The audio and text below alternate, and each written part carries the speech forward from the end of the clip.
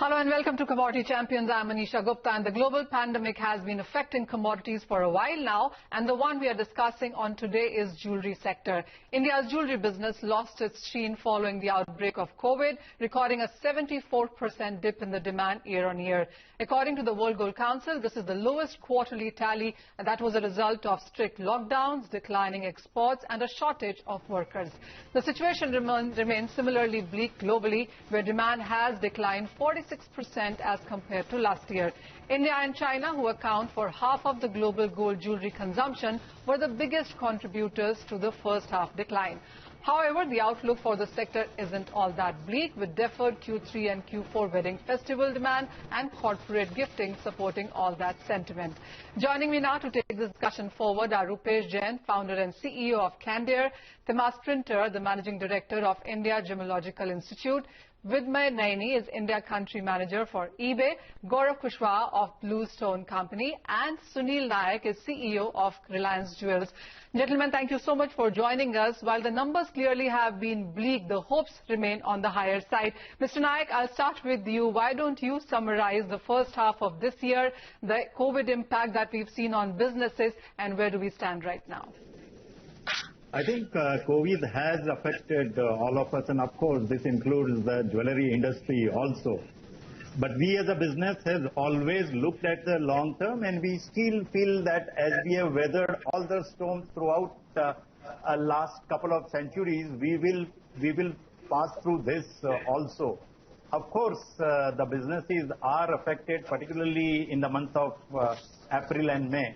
But very happy to share with you that the businesses are coming back, particularly the gold jewellery has started picking up. The affinity of the customer towards the gold jewellery has continued to remain high, and with the prices going up, people still feel that the spend on the jewellery is never considered to be an expense. It's always an investment, and I'm sure the way people have got the returns in the past, their expectations still remain high. And I feel that the second half will be much better than the first half, as May has been better than April, June has been better than May, July has been better than well, absolutely. And so on and so forth. Yeah, but Mr. Nayak, what are the numbers that you're looking at as compared to last year? Because as we speak to various industry captains, and they tell us anywhere between 15 to 45% on the higher side, depending upon which city or state you're talking about. See, again, as I say, very difficult to predict as of today. The first quarter has been a disaster for everyone. The second quarter has started picking up quite well. But again, very difficult to put any numbers to it. The time only will tell where we are heading to. Well, as I said, the numbers have been bleak, but the hopes have been high, and we are believing that the demand hasn't gone complete for a destruction, but we perhaps are looking at deferred demand for the best of it. Mr. Jain, this one is to you, and I was I was reading some reports as well, and what we believe in the last couple of months is what we've seen is that almost 70 to 75% of business is now shifted online. That is where the conversions seem to be happening. What are the numbers you're working with? So, thank you so much, Manisha. You rightly mentioned, since online is still the model where people are still browsing, selecting the jewellery, buying, we are not seeing a downfall with respect to numbers in the jewellery online business. Definitely, quarter one was at par to the last year, and in quarter two, we are seeing some uptick coming in the numbers. So we are still hoping that by the end of this year, we could be able to close somewhere about to 30 to 40% higher than the last year. So that's the number that we are eyeing at.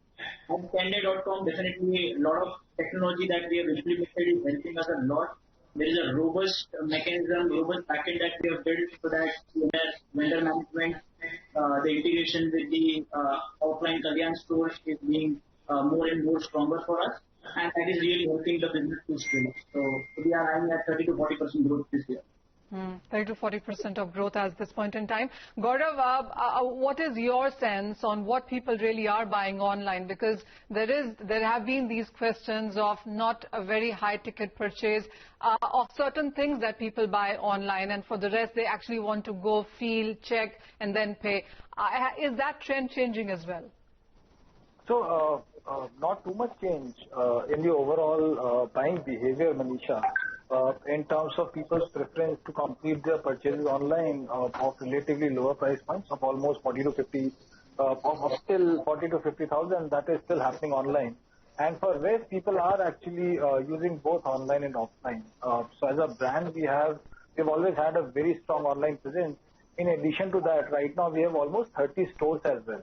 So what we have seen in last 3-4 months is, especially after the lockdown has opened, that the stores have started crawling back to almost 60 to 70% of what they were doing last. So that is the kind of recovery that we have seen in the offline stores.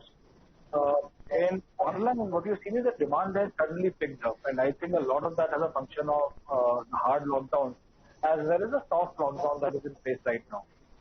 So to put it in perspective, this activity, our online channel grew by almost 4 times.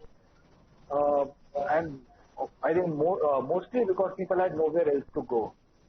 So online is seeing a very strong demand. Offline is taking time to get back to normal levels, especially the stores which are in malls. So high street stores are still back to around 60-70%.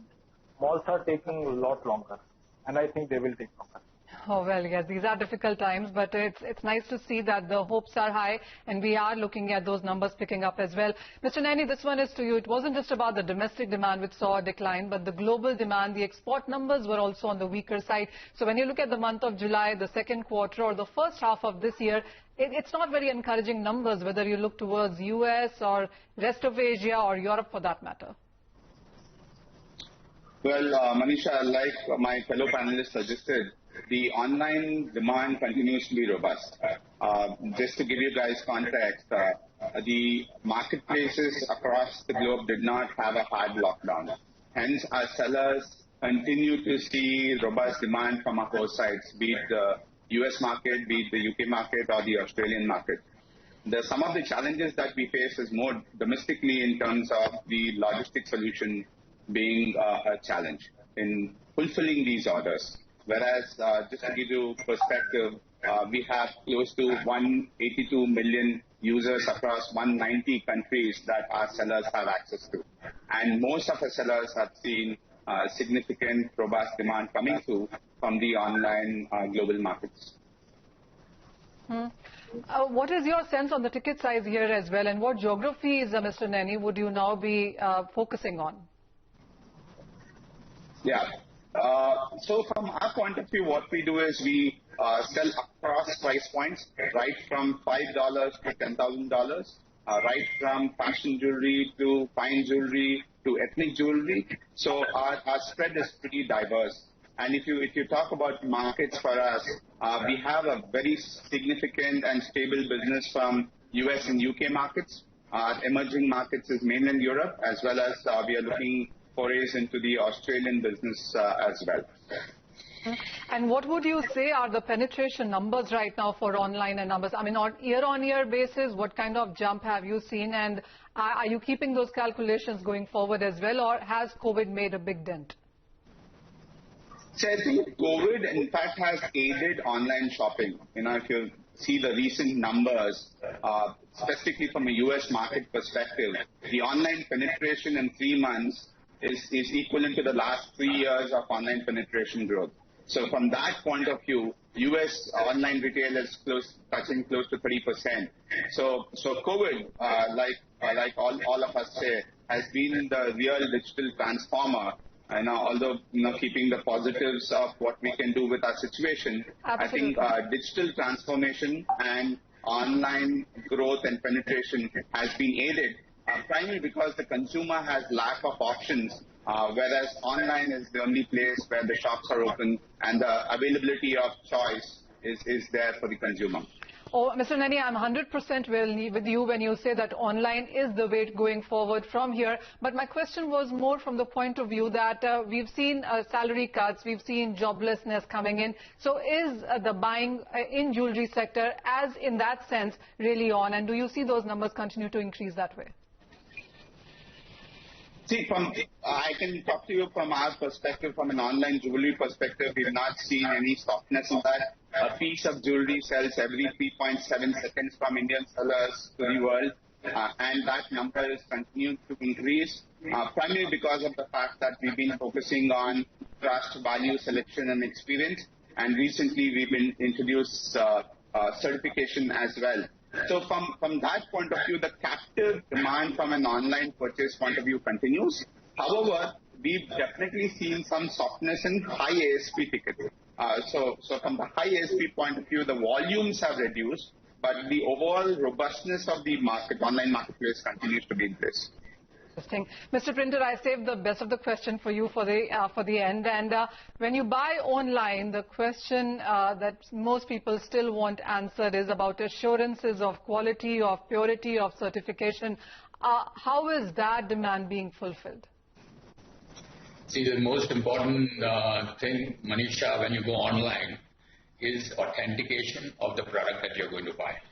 Now, there's so much of fraud happening online, offline, whatever. So, and there's, there's diminishing revenues. So what happens is when a person wants to invest in a piece of jewelry, incidentally, all the panelists are certified by IGI. So eBay has gone worldwide, and see, eBay has taken a stance where all their vendors have to have jewelry which is certified by IGI, so they are ensuring that their consumers are getting the authentic stuff. So we as a certifier have to play our role very diligently and ensure that what the consumer is getting is a properly IGI certified product. That is point number one. The point number two, what I would like to say is that when you go on, things are offline right now. Means nobody is able to go to the shops, right? And online has taken a precedence, like Vidmay says, and it has really leapfrogged into the next level. Incidentally, people who never were, including me, online, regarding, say, your consumables like vegetables and your groceries, we all have become so savvy in the last couple of months. It's like COVID has put a shark in everybody's tank here. So everybody is now finding ways in the challenging times, and personally I feel that oddly enough, man thrives. This is not my saying; it's a saying by Ron Hubbard. Man thrives oddly enough in the presence of a challenging environment, and that is what is actually happening. I see this period as a period which I don't think will ever come back in our lifetimes, and where there has been a lot of retrospection, and I think the way forward looks very, very good. Mr. Printer, I totally agree with you on that. Online, as I've been saying from the very beginning of the show, is the way to be, and we've seen yet another sector completely align itself with this. But we'll stop for a very short break. When we come back, we'll talk about the business strategies going forward in the sector, and also how is the festival season looking like after this short break.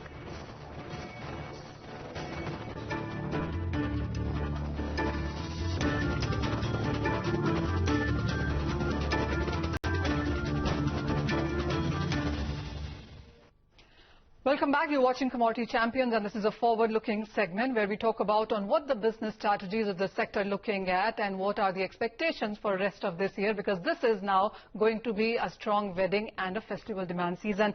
Mr. Naini, I want to pick it back with you again first. And while the gems and jewelry and gold jewelry exports did see a bit of a decline, the silver jewelry exports show a rise of 120% between April to July.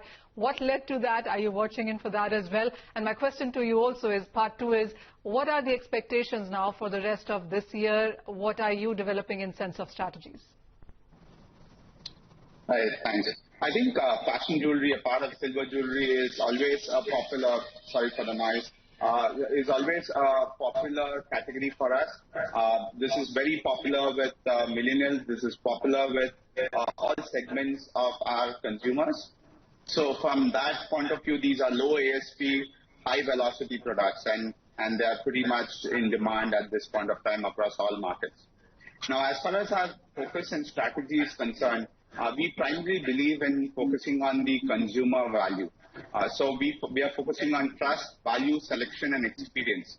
Like Mr. Printer mentioned, one of the primary aspects that is key for success of our online business, specifically jewelry category, and especially in cross-border trade, is trust. And among other things, what we are doing is certification.